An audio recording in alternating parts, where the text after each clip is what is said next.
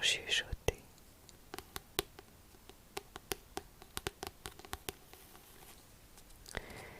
Ce livre vous dit probablement quelque chose. Vous avez déjà dû le voir dans d'autres vidéos. Il s'agit du livre de Luc Gianetti, Le portail d'Athénor.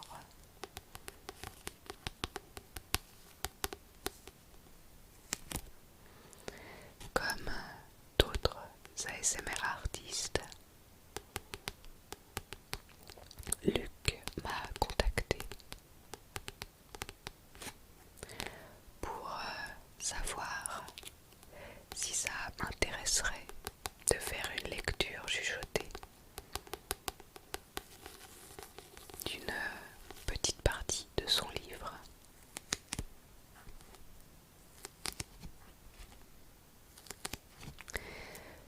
Ayant déjà collaboré avec des auteurs et au vu du fait que je fais déjà des lectures chuchotées sur ma chaîne, j'ai accepté parce que ça change un petit peu des petites histoires très connues ou de la mythologie, des poésies, des fables.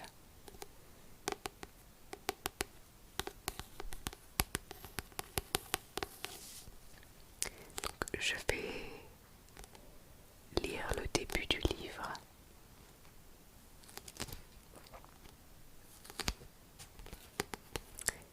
Et dans la description, je mettrai un lien si jamais vous voulez vous procurer ce livre, si ça vous intéresse et si ma lecture vous a donné envie d'en savoir plus.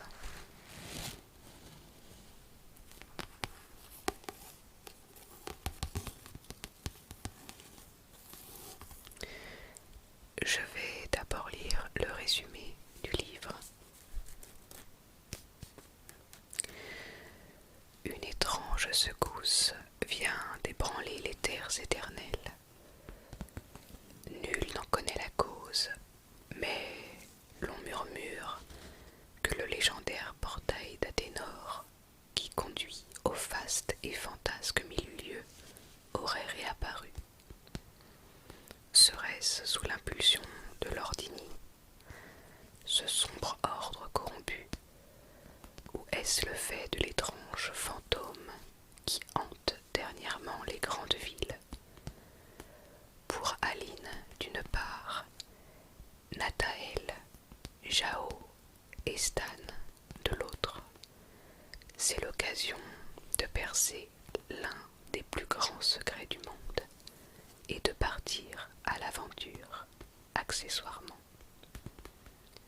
Car à l'heure où la menace gronde, sourde et insidieuse, le portail pourrait bien être le seul espoir des terres éternelles. Entre destins croisés, humour et fantaisie, Luc Gianetti entraîne ses attachants personnages dans une quête épique et captivante, rayonnant de mille couleurs que seules les émotions les plus pures et la magie réelle savent invoquer.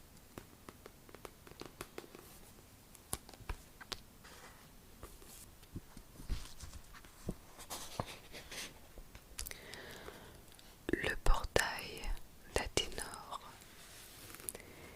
Ici et là vont les enfants, vers la frontière, aux arbres chantants, franchir le portail du firmament jusqu'au titre de gardien méritant.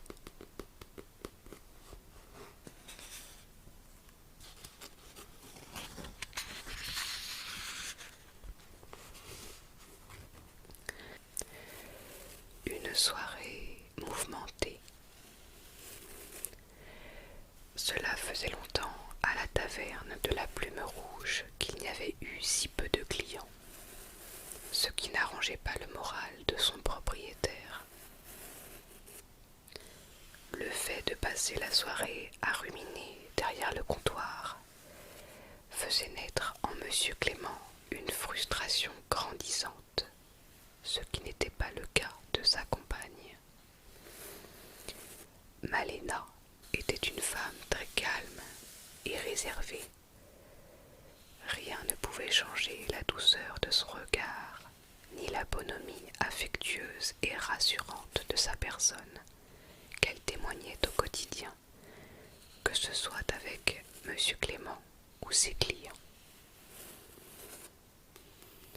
Ce soir-là, voyant le peu d'ambiance que la soirée promettait, elle décida de voguer à sa première passion, à savoir la harpe. Comme à son habitude, elle s'installa à l'extérieur, devant la porte d'entrée, assise sur une chaise en bois magnifiquement sculptée et lustrée que son mari lui avait amoureusement conçue. Et c'est devant un coucher de soleil flamboyant qu'elle joua ses premières notes de la soirée. C'était le moment idéal.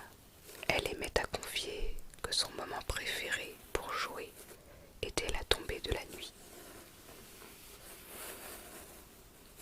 C'est comme si je faisais du crépuscule, la plus belle des veillées, disait-elle. De plus, la taverne se trouvait dans les hauteurs de la ville de Silvestria, ce qui laissait entrevoir un magnifique panorama et ajoutait encore plus de magie à la mélodie, à laquelle s'ajoutait le soutien de ses nombreux admirateurs, dont naturellement Monsieur Clément et sa fille, Aline. En jouant, elle donnait le sentiment aux gens qu'aucun souci ne pouvait les atteindre. Alors qu'elle s'embellissait d'une jolie berceuse, elle aperçut au loin sur le chemin la silhouette de 3 hommes.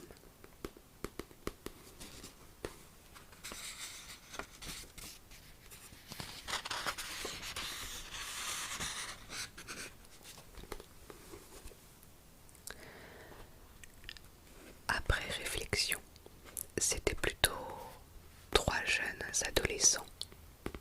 Cela se voyait à leur façon de marcher. Le premier avançait d'un pas distingué, suivi d'un garçon qui le dépassait d'une tête, tandis que le troisième, que l'on voyait plus petit et plus costaud, marchait d'un pas nonchalant.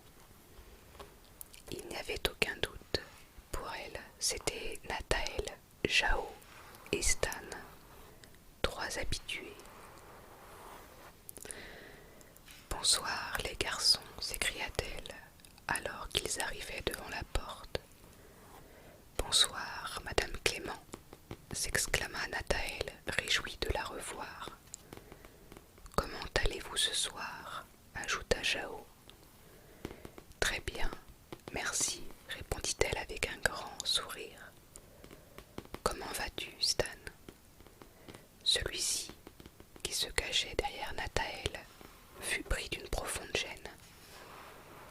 Contrairement à son apparence trapue, il était terriblement timide. Moi, balbutia-t-il, pris de court.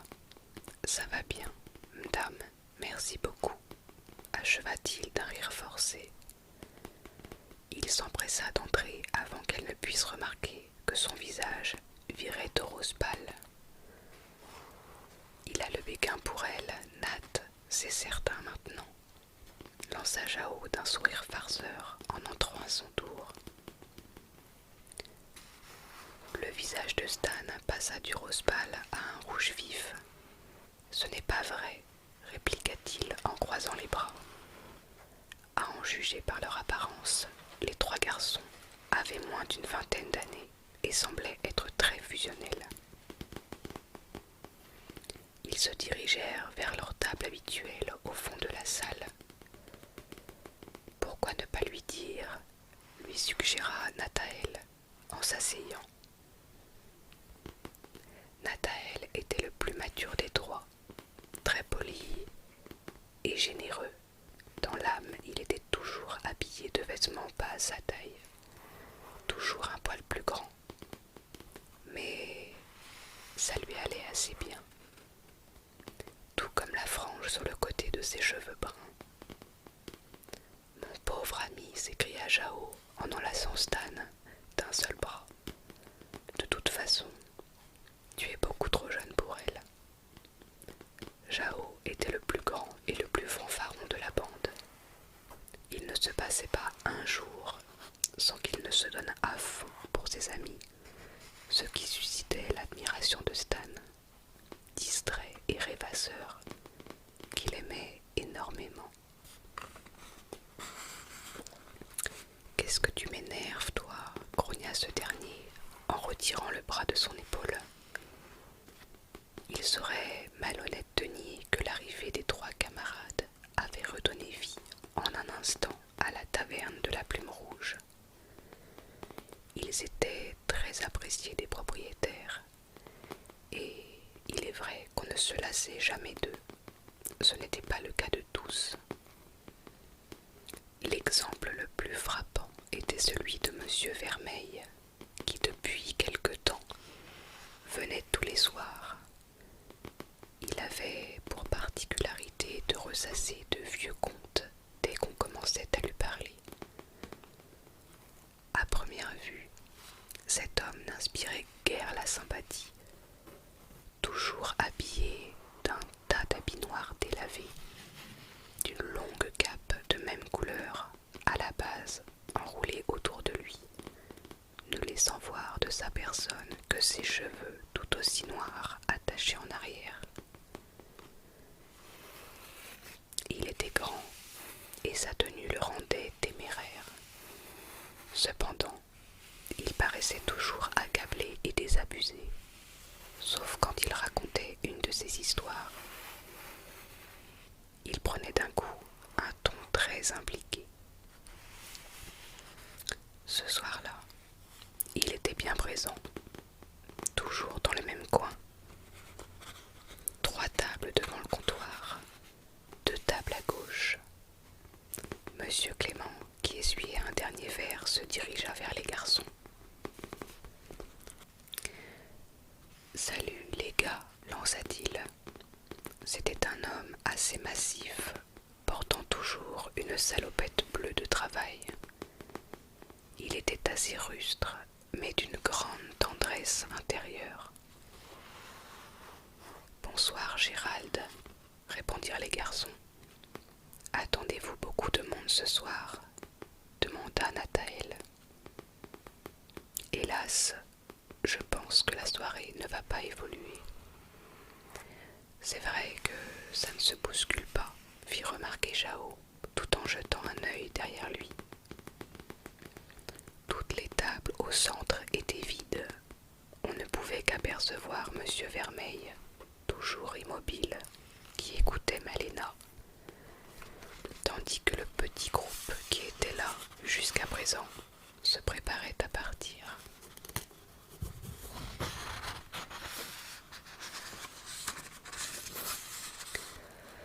Enfin, reprit le grand jeune homme, vous aurez l'occasion de vous rattraper demain soir.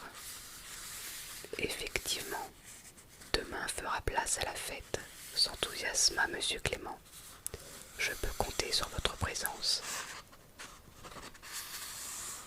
Cette année était le 75e anniversaire de la mort d'Edwina Collinard, une des chanteuses les plus célèbres des terres éternelles, née à Sylvestria. Les terres éternelles étaient l'appellation du monde. Il s'y étendait de grands royaumes très distincts, l'un au nord et l'autre à l'est. Sylvestria se trouvait à l'ouest, dans une magnifique et verdoyante contrée, appelée la vallée de la Roche, nom en partie dû à son paysage très rocailleux. occasion, le maire de la ville organisait un bal ouvert à tous dans le quartier ouest de la ville. Les Clément ne manquaient jamais l'occasion d'y installer un petit stand qui faisait l'unanimité auprès des jeunes danseurs. Évidemment, s'écrièrent-ils tous ensemble. « Ah, je le savais. Qu'est-ce que je vous sers, comme d'habitude ?» Les trois copains se concertèrent quelques secondes. « Oui, » répondit Nathaël. La taverne de la Plume Rouge était spécialisée en boissons frappées à base de lait. Personne ne les faisait meilleures dans la région. Sans compter que grâce aux originales idées de Malena et d'Aline, il y en avait pour tous les goûts et de tous les styles. Après quelques minutes de travail, Monsieur Clément arriva, 3 beaux verres à la main, chacun d'une mixture colorée et garnie de crème fouettée sucrée sur le dessus. Et voilà un fameux myrtille, un royal chocolat et enfin un fameux framboise, déservit-il en s'asseyant à leur table. Alors, quoi de neuf à Sylvestria? Personne n'aurait pu douter qu'ils étaient amis depuis pas mal de temps. Pas grand-chose, répondit Jao, en prenant une gorgée de royal chocolat. Tout le monde parle du bal en ce moment. D'ailleurs, vous êtes allés prendre vos tenues pour demain? Oui, répondit Stan, alors qu'il n'avait pas commencé son fameux framboise. Et je dois bien avouer qu'elles nous vont particulièrement bien. Dommage qu'il n'y ait que Nathanaël qui pourra en profiter. Nous ne vont pas trouver à Vallière, peinade à prononcer Jao qui copait littéralement sa boisson. Mais nous y allons quand même. Comment un as de la séduction comme moi a-t-il pu échouer? Ça va être un super moment, s'exclama Nathaël. Ils furent soudain captivés par un son d'une beauté paisible et délicate qui retint particulièrement l'attention de Monsieur Clément. C'était Malena qui avait commencé à jouer une autre mélodie. Rien qu'en écoutant l'ouverture, on pouvait sentir toute la nostalgie qui s'en dégageait et sans doute une facette intime de sa vie. Voyant l'admiration dans les yeux des garçons, Monsieur Clément eut envie de dévoiler une partie de sa vie. Ce chant se nomme La danseuse étoile. C'est elle qui l'a composé à l'époque où on s'est rencontrés. J'étais un garçon très tumultueux, mais d'une timidité maladive avec les filles. Je n'ai jamais eu le courage d'inviter une cavalière. Un jour, tous les copains de ma bande en avaient une, sauf moi. Malena habitait quelques rues à côté de la grande place. Elle était là, cadette de ses 2 sœurs, et j'avais le béguin pour elle depuis plusieurs années. J'ai attendu toute une journée qu'elle sorte de chez elle, assise sur un petit rebord de son jardin. Je me souviens l'entendre jouer de la harpe. Et lorsqu'elle est descendue, j'ai pris mon courage à 2 mains et je suis allé faire ma demande. Nathaël, Jao et Stan étaient immergés dans le récit et regardaient Monsieur Clément avec une certaine tendresse. Ils furent enchantés de constater que sous ce robuste corps se cachait un cœur tendre. Après le bal, continua-t-il, avec un petit sourire, on est allé dans un endroit merveilleux qui n'existe plus, la plaine aux reflets. Ah, si mes amis m'avaient vu ce soir-là, ils ne m'auraient pas reconnu. Enfin bref, c'est cette nuit-là qu'elle a composé La danseuse étoile.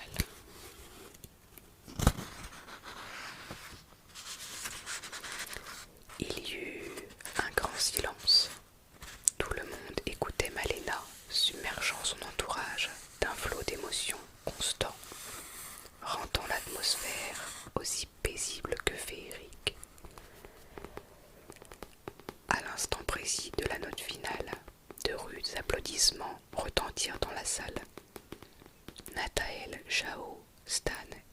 Vermeil était conquis.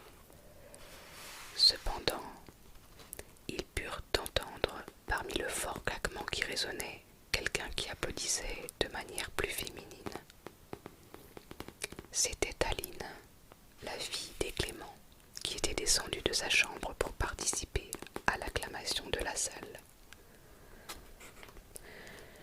En la voyant, on devinait tout de suite qu'elle était bien la fille de sa mère.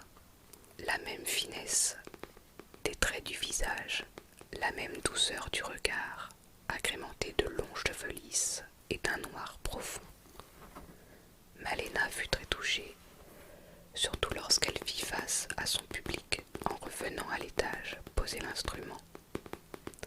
« Merci beaucoup », s'exclama-t-elle en se dirigeant vers les escaliers, croisant sa fille vêtue d'une mignonne robe blanche. « C'est vraiment la plus belle musique jamais composée, maman, lui dit celle-ci. « C'est toi la plus belle, répondit sa maman en l'embrassant sur le front. Elle prit tout de même le temps d'envoyer un baiser de sa main à monsieur Clément, qui fit de même avant de disparaître.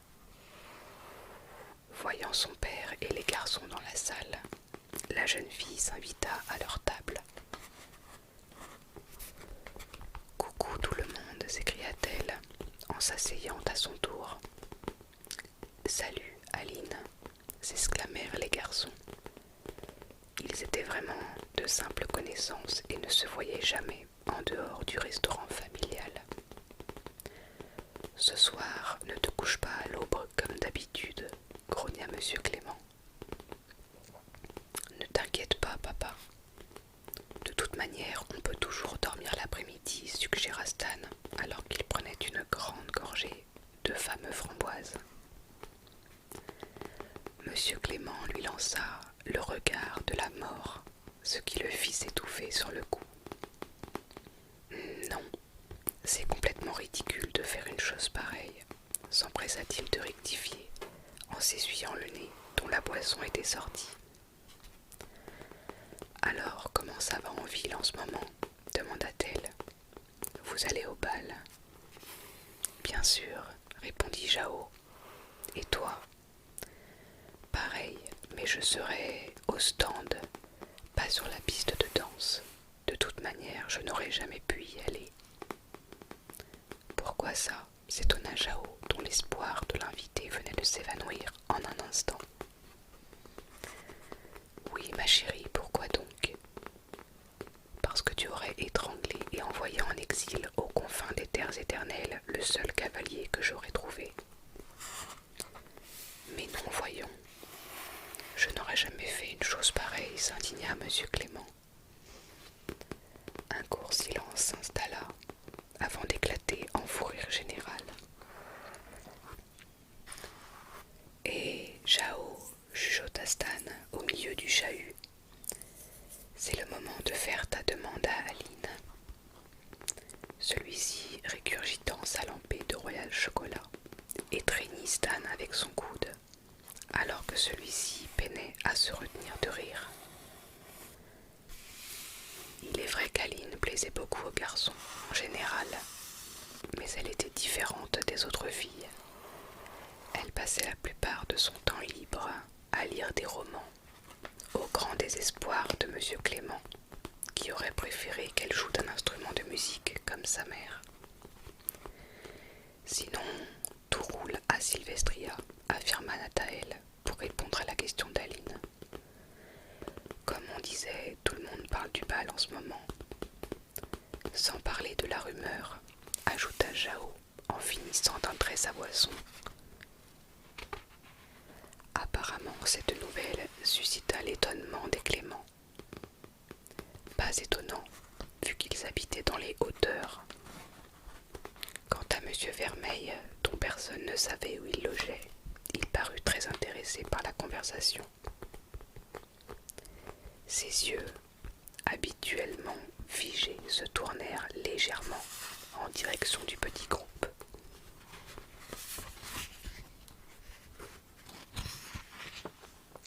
La rumeur, demanda monsieur Clément, curieux de la nouvelle.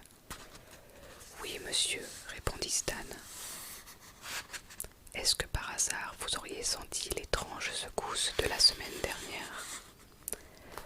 En effet, une étrange secousse semblable à un tremblement de terre avait eu lieu dans les alentours de la ville, provoquant une sorte de séisme que tous les Sylvestins, comme on les appelait, avaient pu ressentir, même dans des coins reculés, comme à la taverne de la Plume Rouge.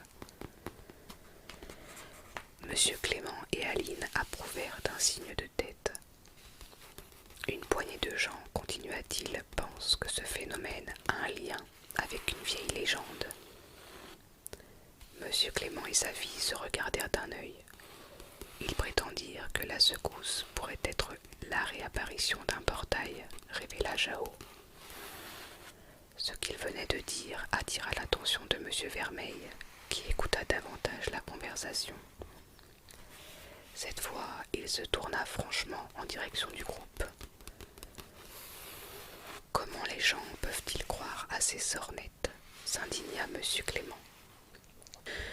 Vous savez, monsieur, intervint Stan, on a déjà entendu parler de cette histoire, mais pas à Sylvestria. Ce qui est étrange, étant donné que c'est la principale concernée, ajouta Nathael. Les garçons purent lire sur le visage d'Aline la multitude de questions que son esprit créait. « Vous parlez du portail d'Athénor ?» demanda-t-elle. « Tu connais cette histoire, Aline ?» s'étonna monsieur Clément interloqué. Les jours suivants, la secousse, cette histoire était au cœur de conversations très discrètes dans les rues de la ville. « Oh non, tu vagabondes encore dans cette ville, et tu n'y trouves que des ennuis. »« Pardon, papa, sourit-elle tendrement. Comme d'habitude, je suis allée à la grande librairie, et je suis tombée sur un livre évoquant une vieille légende de Sylvestria, celle du portail d'Athénor.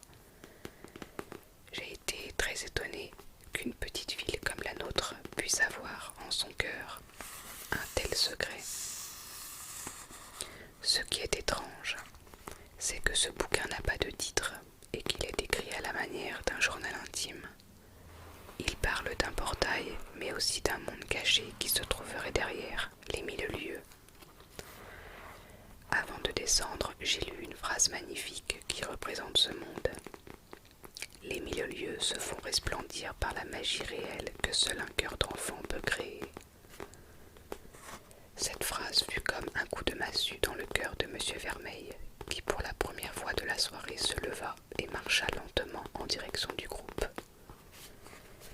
Tout le monde le vit arriver et le fixa d'un regard interrogateur. « Mademoiselle, dit-il d'un ton sage, ce livre sans titre que vous lisez parle du monde derrière le portail. » Effectivement, répondit-elle d'un air dubitatif. À ce moment-là, Rupert Vermeil n'était plus celui que l'on voyait froid et distant. Il était beaucoup plus avenant. « Puis-je le voir, s'il vous plaît ?» Aline hésita quelques secondes. Il était rare que monsieur Vermeil vît en personne demander quelque chose, hormis le café mousseux qu'il avait l'habitude de commander à monsieur Clément. Mais c'était un ami de son père, et après tout, cet homme n'avait jamais fait de mauvais gestes. « Bien sûr, je vais le chercher, » répondit-elle. Elle se leva et alla dans sa chambre qui se trouvait à l'étage. Monsieur Clément profita de ce moment creux pour aller nettoyer les verres des garçons. Bien qu'il fût derrière le comptoir, il pouvait tout entendre de la conversation. « Monsieur, » demanda Nathael. Monsieur Vermeil le fixa. « Sauriez-vous quelque chose à propos de cette histoire ?»« Je n'en suis pas sûr, mon garçon, répondit-il. Au fait, n'hésitez pas à m'appeler Rupert. Moi, c'est Nathael, et voici Jao et Stan. » L'homme conclut les présentations d'un signe de tête. Puis des bruits de pas venant de l'escalier retentirent, et Aline réapparut, un petit bouquin à la main. « Le voilà, dit-elle, en s'asseyant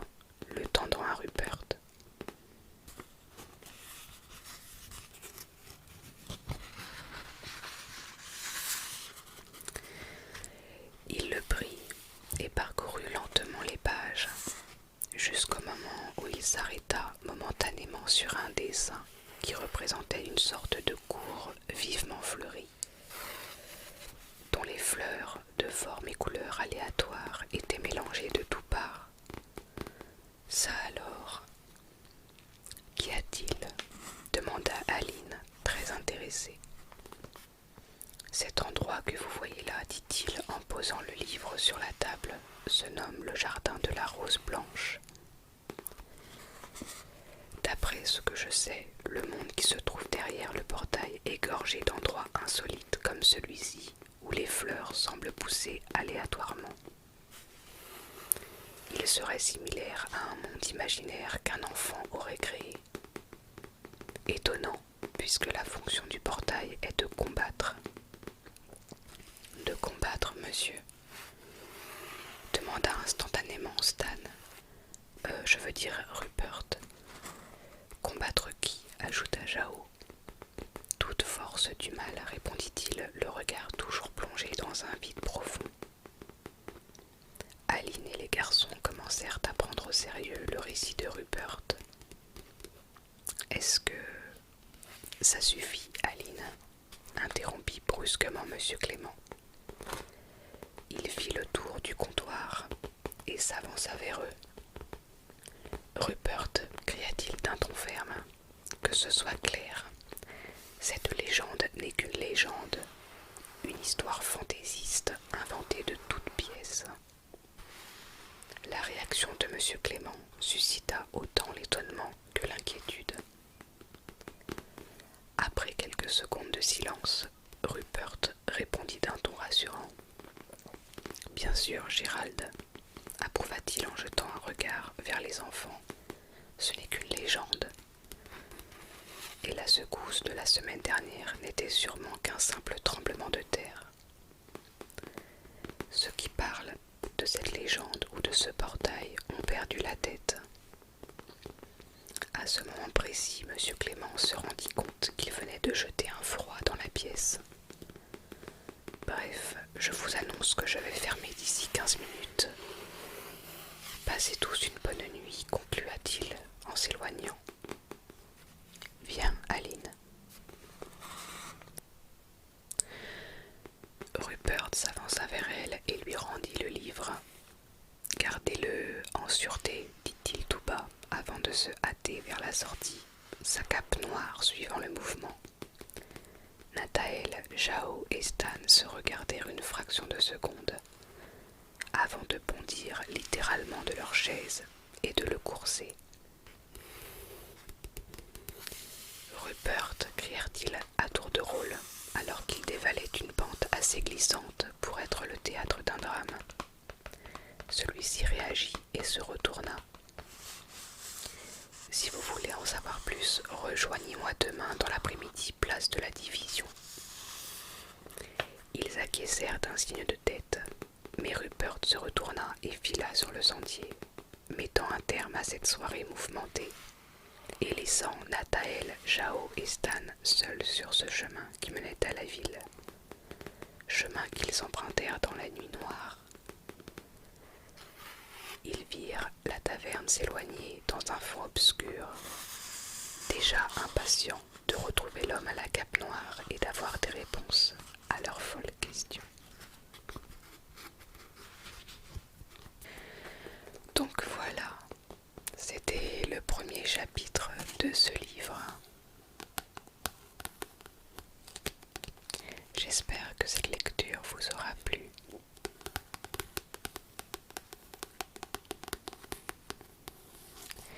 Si cette histoire vous intéresse, je vous invite à cliquer sur le lien dans la description pour pouvoir vous procurer ce livre.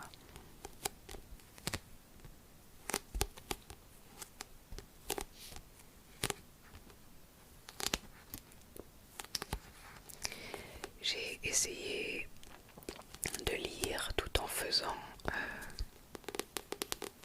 quelques sons déclencheurs avec le livre, les pages, le tapping. J'espère que ça sera relaxant pour vous.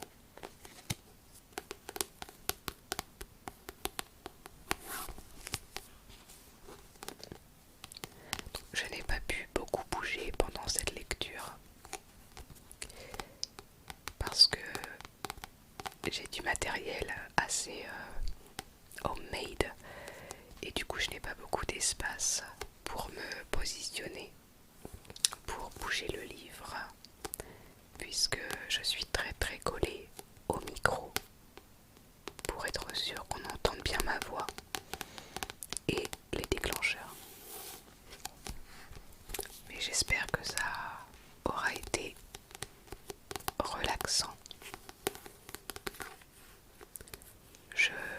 remercie Luc Gianetti de m'avoir envoyé son livre.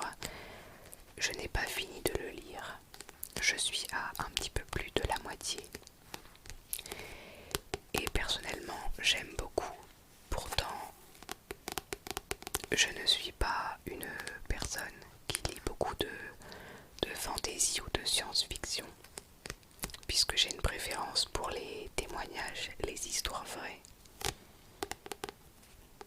Donc je ne dis pas ça, je veux dire c'est réellement mon avis, mon vrai avis. J'aime beaucoup, c'est bien écrit, ça donne envie de lire. Donc n'hésitez pas, si ce livre vous intéresse, à vous le procurer.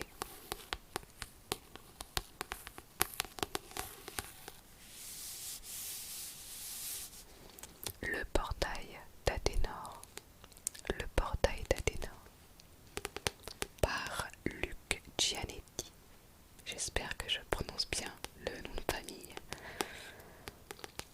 Le portail d'Athénor, la légende des 1000 lieues. Je vous fais de très très gros bisous et je vous dis à très bientôt pour une prochaine vidéo.